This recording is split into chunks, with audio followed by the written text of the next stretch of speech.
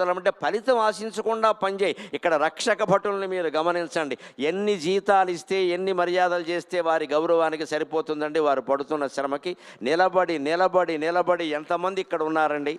కనీసం భక్తులం మనం కూర్చొని ఉన్నాం. రక్షక భటులను గమనించండి అమ్మా. ఇవాళ ముఖ్యమంత్రి గారు కూడా వస్తూ ఉండడం వల్ల ఇంకా ఎక్కువ మంది వచ్చారు. వారి జీవితాలు కూడా ధన్యం అవుతాయి. కానీ ఇన్ని వేల మందిలో ఎక్కడా ఏ ప్రమాదము జరగకుండా మన రక్షక భటులు మనని కాపాడుతున్నారా లేదా? శివుడు చుట్టూ ఉండే గణం అంటే వారేనండి. వారికి నమస్కారం చేయండి చాలు. వారికి నమస్కారం చేయండి, బోళ్ళు పుణ్యం వస్తుంది.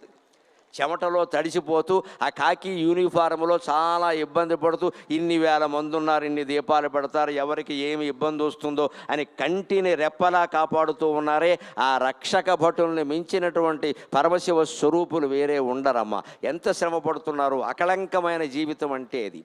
ఆ పుణ్యం ఎలా వస్తుందంటే కొబ్బరికాయలాగే సరిగ్గా ఫలాపేక్ష లేకుండా పనిచేస్తున్నారు చూడండి. వాళ్ళకి ఇచ్చే జీతాలు ఏమి సరిపోతాయండి? దీనికోసం ప్రత్యేకంగా ఏమి ఇయ్యరు. డ్యూటీలో భాగమే అని చెబుతారు. ఫలాపేక్ష లేకుండా పనిచేయడం అంటే అదే. మనం కూడా అది నేర్చుకోవాలి.